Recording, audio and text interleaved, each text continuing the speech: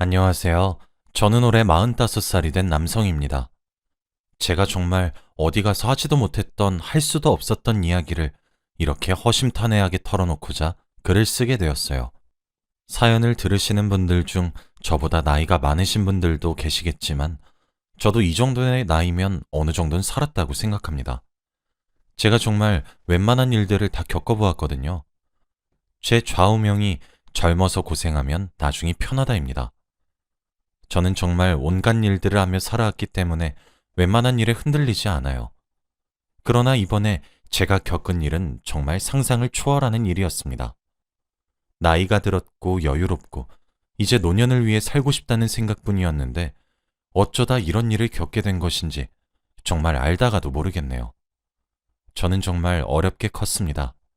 어머니는 저와 아버지를 두고 도망가셔서 생사도 몰랐고 아버지의 손에 커야만 했어요. 아버지는 당연히 육아든 가사든 뭐든 다 서투르셨죠. 그렇다고 경제적으로 풍족하기라도 했냐? 물으시면 그것도 아닙니다. 저와 아버지는 입에 겨우겨우 풀칠할 정도의 가정 형편에서 삶을 살아갔어요. 솔직히 행복한 환경은 아니었습니다. 아버지는 제게 많은 것을 베풀어 주시려고 하셨지만 항상 부족했죠. 저는 아버지처럼 살고 싶지 않았습니다. 그래서 그런지 저는 젊었을 때부터 안 해본 일이 없어요. 제가 고등학생 정도가 되고 나자 신문을 배달하기도 하고 치킨을 배달하기도 하면서 자금을 모았죠. 그렇게 해서 작은 사업을 하게 되었습니다. 동업하기로 한 형님한테 사기도 당해봤고 사업이 망해본 적도 있어요. 하지만 저는 그런 실패들이 전혀 두렵지 않았습니다. 실패해도 계속해서 일어서기만을 반복했어요. 사람들은 제게 손가락질을 하며 정신이 나갔다고 비웃기도 했지만 저는 제가 성공을 손에 쥘 수 있을 때까지 포기하지 않았죠. 마침내 30대 중반의 나이에 들어서면서 제가 하고 있던 사업이 주목을 받기 시작했고 순식간에 돈방석에 앉게 되었죠. 처음은 5명이서 시작했던 제 사업이 이제 어느덧 20명의 직원을 부릴 정도로 크기가 커졌습니다. 한 달의 수입이 몇 천은 물론 억을 넘나들기 시작했어요. 물론 그만큼 눈코 뜰 새 없이 바빴습니다. 사업이 한창 자리 잡는 데까지는 그로부터 5년이란 시간이 더 걸렸어요. 40을 넘기고 나서야 제 사업체는 안정을 찾을 수 있었습니다. 젊어서 했던 고생이 너무 많았던 터라 이 나이가 되도록 연애 한 번을 제대로 해보지 못했어요. 아버지는 죽기 전에 제가 신부를 하나 데려와 결혼식을 올리는 것이 소원이라고 하셨죠. 이제 성공했으니 여자만 만나면 되지 않겠냐고 매일을 잔소리였습니다. 솔직히 저도 이 정도 나이가 차니까 이제 여자를 어떻게 만나야 되는지도 모르겠더군요. 그래서 결혼정보업체에 가입을 하게 되었고 그곳에서 제 아내를 만나게 되었습니다. 아내는 정말 어린 사람이었어요. 저에 비해 말이죠. 저보다 10살이나 어렸던 아내는 정말 착하고 예쁘고 아름다운 여성이었습니다. 얼굴도 작았고 하얀 피부에 나긋나긋한 성격까지 가지고 있었죠. 여자를 만나본 적이 없었던 제가 순진해서 좋다고 하더라고요. 그렇게 저는 그녀에게 홀라당 넘어갔고 저희는 교제를 시작한 지 1년 만에 서로 결혼에 대한 이야기를 나누었습니다. 아무래도 제가 나이가 10살이나 많다 보니까 결혼이 급한 입장은 저였거든요. 상견례까지 하는 시간이 1년이나 걸려서 그렇지 여자친구네 쪽 집안에서도 제가 나이가 많다는 점만 빼면 더할 나위 없이 좋은 조건이었던 것인지 상견례 이후부터는 결혼 준비가 정말 일사천리로 진행이 되었어요. 저흰 그렇게 많은 사람들의 축복 속에서 결혼식을 하게 되었습니다. 신혼여행도 초호화로 다녀왔어요. 사랑하는 아내가 하고 싶다는 것을 모두 해주고 싶었거든요. 사실 저희 아버지는 아내와의 결혼을 조금 반대하셨어요. 아내는 모은 돈이 별로 없었거든요. 아버지는 나이가 저만큼 먹을 정도로 모아둔 돈이 겨우 몇천 푼인 것이 말이나 되는 것이냐며 반대하셨지만 결국 자식을 이기는 부모가 없다고 마지못해 허락하셨어요. 하지만 허락을 하심과 동시에 조건을 다셨습니다. 혼인신고는 2년 정도만 더 살아보고 하기로 말이죠. 저는 아버지의 말에 동의를 하고 아내와 충분한 상의를 걸친 뒤 2년 뒤에 혼인신고를 하기로 약속 후 결혼을 할 수 있었습니다. 사실 경제적으로 여유로운 사람은 저였기에 저는 아내가 돈이 많든 적든 딱히 중요하지 않았어요. 돈이 있는 사람이 더 내면 된다고 생각했거든요. 아내는 결혼 후 다니고 있던 직장을 그만두고 집에서 살림을 하기로 했고, 경제적 관리는 제가 하기로 했습니다. 저는 아내가 하고 싶다는 대로 다 맞춰주겠다고 했어요. 하지만 아내는 전업주부가 된 이후 집안일에 점점 손도 대지 않기 시작했습니다. 쌓여있는 설거지거리들과 그 위를 날아다니는 초파리들. 제가 잔소리를 조금이라도 하려는 자세만 취하면 귀신같이 알아차려서 오히려 제게 다다다다 쏘아붙이는데 점점 너무 힘이 들어갔어요. 집안일이 힘드니 도우미 아주머니를 쓰게 해달라고 징징거리기도 했죠. 그리고 무엇보다 아내의 사치는 점점 심해졌습니다. 매달 받아가는 생활비는 처음엔 200만 원 정도였다가 어느새 보니 500만 원으로 올랐더군요. 생활비를 제외하고 다른 카드에서도 카드값으로 한 달에 몇백씩 나오기 시작했어요. 매일 밖으로 나돌아다니면서 돈을 쓰기 바빴죠. 그렇게 1년 정도 넘는 결혼 생활을 하다 보니 제게 한 가지 의문이 자연스럽게 생기기 시작했습니다. 저는 제 아내를 사랑해서 결혼을 한 건데 과연 제 아내도 저를 사랑해서 결혼을 한 것일까 하는 의문 말이죠. 제가 아닌 제가 가진 재산을 사랑한 것은 아닐까 하는 본질적인 의문이 생겨났습니다. 아내는 점차 가정에 소홀해졌고 저와 부부간의 사랑을 나누는 것도 피하기 일쑤였어요. 점차 부부로서의 모습은 갖추기가 너무 힘들어지더군요. 저는 나이가 있었던 만큼 아이를 빨리 가지고 싶었습니다. 아무래도 제가 10살이나 아내보다 나이가 많기 때문에 지금 낳아도 제가 할아버지의 나이일 때 아이가 초등학교에 갈 것 같다는 생각뿐이었거든요. 하늘을 봐야 별을 따는데 하늘을 볼 수 없으니 저는 갈수록 부부 생활에 점차 불만을 가지게 되었습니다. 그러다 보니 자연스레 저는 아내를 의심하게 되었어요. 날이 가면 갈수록 점점 과하게 요구하는 생활비부터 쓸데없이 사치스럽기까지. 그런데 사치하는 것에 비해 아내의 옷장은 검소하기 짝이 없었거든요. 그래서 아내가 잠든 날 밤 저는 몰래 아내의 휴대폰을 샅샅이 뒤졌습니다. 그런데 그곳에는 상상하기도 힘든 진실이 숨어 있었어요. 저는 정말 큰 충격에 빠질 수밖에 없었습니다. 아내는 제 재산을 뒤로 빼돌리고 있었던 거였습니다. 제가 가진 오피스텔을 멋대로 팔려고 부동산에 내놓은 상태였고 다달이 갈수록 자꾸 높아지는 생활비가 의아했는데 그 돈도 뒤로 다 빼돌리고 있었습니다. 그리고 사치품들을 사와 다시 되파는 식으로 자신의 계좌에 돈을 입금하고 있더라고요. 그렇게 1년 정도 되는 결혼 생활 동안 모은 돈은 약 4억에 달하고 있었습니다. 이 모든 사실은 아내의 카카오톡을 보다가 알게 되었어요. 가장 위에 떠 있었던 카카오톡 채팅방은 어떤 남자와의 채팅방이었죠. 당연히 제가 휴대폰을 몰래 뒤져본 그날 당시에도 돈을 빼돌렸더군요. 서로를 여보와 자기로 부르고 있는 그들 중 남자 쪽에서 제 아내 보고 그랬습니다. 자기 남편은 정말 덜 떨어지는 놈 아니야? 자기가 돈 빼돌려서 나한테 해준 것들이 얼만데 그걸 아직도 눈치를 못 채? 진짜 웃겨.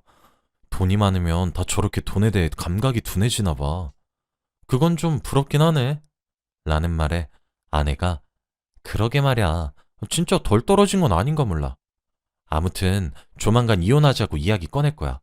그리고 위자료나 좀 요구해보려고.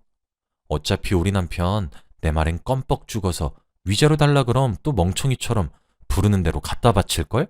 이라고 답장을 했더라고요. 재산을 뒤로 빼돌리는 것도 모자라 외간 남자와 정을 통하고 있고 그것도 모자라 지금 남편인 제 욕을 하고 있다니 정말 화가 미친 듯이 나기 시작했어요. 사람이 너무 미칠 것처럼 화가 나기 시작하면 정말 온몸이 벌벌 떨리면서 입 밖으로 아무런 소리도 나오지가 않더라고요. 저는 그 길로 주차장으로 내려가 아내의 차량을 열고 들어갔습니다. 블랙박스에 저장된 칩을 꺼내 그 속에 든 것들을 확인했죠. 그걸 확인해보니 카카오톡의 대화방은 솔직히 애교 수준이었습니다. 블랙박스는 판도라의 상자 그 자체였습니다. 솔직히 너무 충격적이었습니다. 그 영상들을 확인하는 과정에서 제가 느꼈던 배신감은 정말 이루 말로 표현할 수 없어요. 그런데 제가 더욱 충격적이었던 것은 뭐였는지 아시나요? 하루는 아내가 그 상간남에게 명품을 선물해 주더군요. 상간남은 그 명품 선물에 뛸 듯이 기뻐했고 말이죠. 그런데 그 명품이 다른 브랜드보다 꽤나 값이 조금 나가기로 유명한 브랜드였기에 자기 딴에 걱정이 조금 되었나 봅니다. 상간남이 아내에게 물었어요. 자기야, 이러다가 걸리면 어떡해? 라고 말이에요. 그런데 세상에, 아내가 뭐라고 대답했는지 아시나요? 걱정 마. 바빠서 자기 재산이 얼마 있는지도 모르는 사람이야.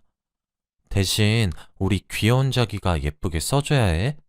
내가 이거 고른다고 얼마나 심혈을 기울였는지 알아? 하더군요. 상간남은 그래도 이거 남편이 알면 범죄 아니야? 자기 이러다 큰일 나면 어떡해? 라고 물었어요.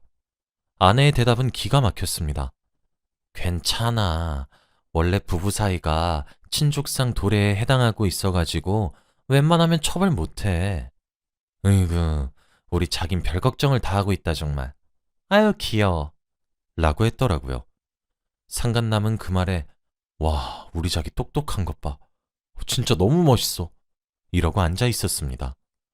솔직히 아내가 제 재산을 빼돌리든 다른 사람과 불륜을 저지르든 둘 중 하나만 해도 제게는 엄청난 충격인데도 불구하고 둘 다 저지른 데다 그것도 모자라서 법까지 알아본 상태로 저를 기만했다는 사실을 알게 되자 너무 힘들었어요. 정말 제가 제정신을 유지하기가 많이 힘들더라고요. 더욱 화가 났던 사실은 블랙박스 사이의 대화를 미루어 짐작했을 때 상간남은 제 아내가 유부녀란 사실을 충분히 인지하고 있었을 것이란 사실이었습니다. 어떻게 인간의 탈을 쓰고 그런 짓을 할 수 있는지 황당하고 어이가 없더라고요. 저는 다음날 해가 뜨자마자 회사하고 나발이고 당장 변호사를 찾아갔습니다. 제 명의로 되어 있는 오피스텔이 지금 내놓아진 상태였고 언제 거래가 될지를 몰랐기에 그것부터 먼저 막는 것이 급선무였어요. 그리고 아내의 외도 문제와 제 재산을 얼만큼 빼돌렸는지도 알아야 했고 빼돌려서 그 상간남에게 얼마나 퍼다 주었는지도 알아야 했습니다. 변호사님도 혀를 끌끌 차며 정말 너무하시네 하시더라고요. 참, 그런 사람을 아내라고 믿고 의지했다니. 변호사님께서는 먼저 오피스텔의 소유권이 저였던 사실을 먼저 입증하고 거래 중지를 요청하셨습니다. 그 소식이 아내에게도 전해졌나 보더라고요.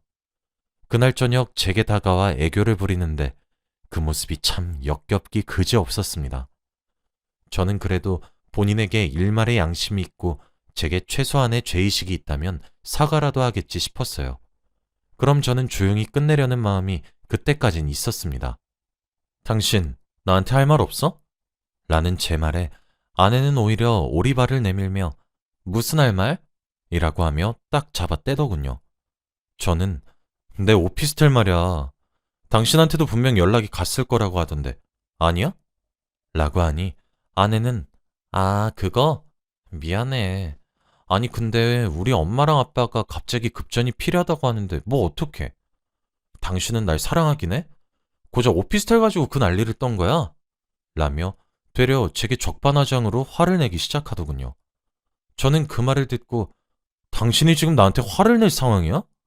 당신 지금 나한테 무릎 꿇고 싹싹 빌어도 모자라. 내가 지금 비단 오피스텔만 가지고 이러는 줄 알아? 라고 크게 소리를 치니 아내는 움찔하면서도 끝까지 오리발을 내밀더군요. 저는 거기서 더 밀어붙이기 시작했습니다. 당신 상간남부터 시작해서 생활비도 뒤로 빼돌렸더라? 그것도 1년 동안 4억씩이나? 1년에 4억을 빼돌린 것도 놀라울 지경이야. 근데 어떻게 이렇게 뻔뻔하게 나와? 당신은 양심이란 게 있어? 날 사랑하긴 했니? 그동안 내 앞에서 했던 행동들과 보여줬던 모습들은 모두 연기였던 거야? 라고 소리를 질러버렸죠. 아내는 아, 소리 좀 그만 질러. 귀 따가워 죽겠네. 그래, 뭐 그렇다면 어쩔 건데? 다 됐고 그냥 이혼하자. 당신도 이런 나랑 그만 살고 싶을 거 아니야? 이혼해. 그럼 이혼하자고. 그런데 당신 돈은 돌려주지 않아도 되는 거 알지? 어차피 부부 사이에 재산죄 이런 건 처벌도 안 되거든? 그냥 깔끔하게 이혼하자. 서류에 사인하고 나한테 보내. 그럼 나도 사인할게. 이제 됐니? 하고는 그대로 집을 나가버렸습니다. 후에 알고 보니 저희 집을 나간 상간남의 집을 찾아갔다고 하더라고요. 저는 정말 분통이 터져 미칠 것만 같았습니다. 너무너무 억울했고 화가 났어요. 정말 아내의 말대로 이렇게 끝내야만 한다는 상상만 해도 우라가 치밀었죠.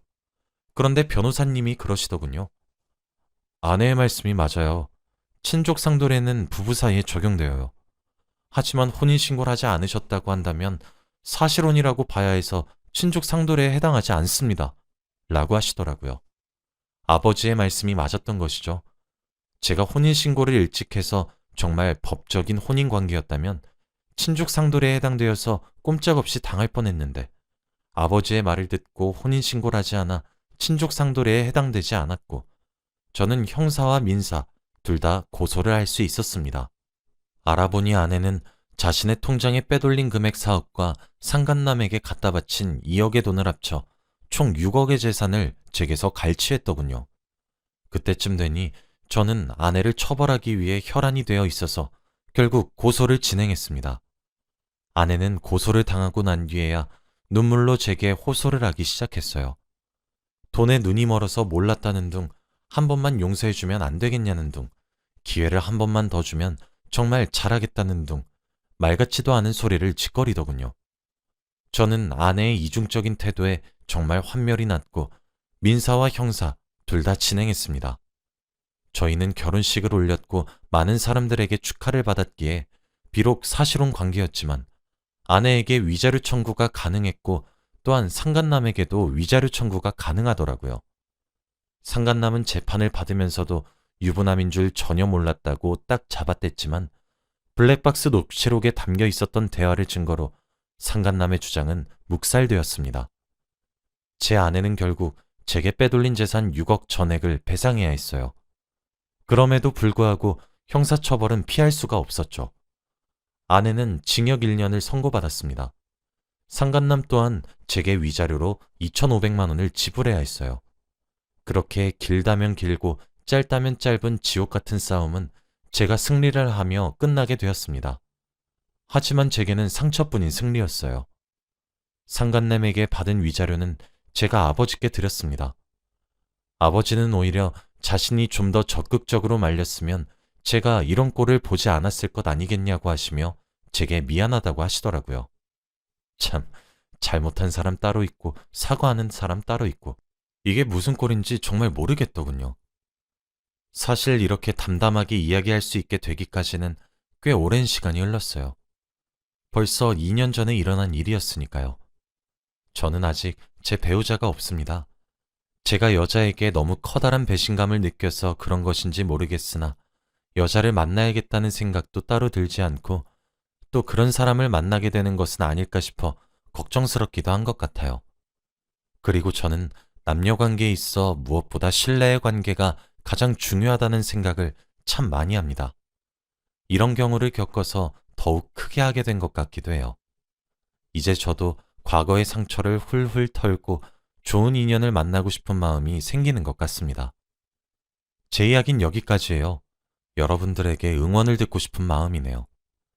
제가 다음엔 정말 제 짝을 만날 수 있길 간절히 빌어주시고 응원해 주시길 바랍니다.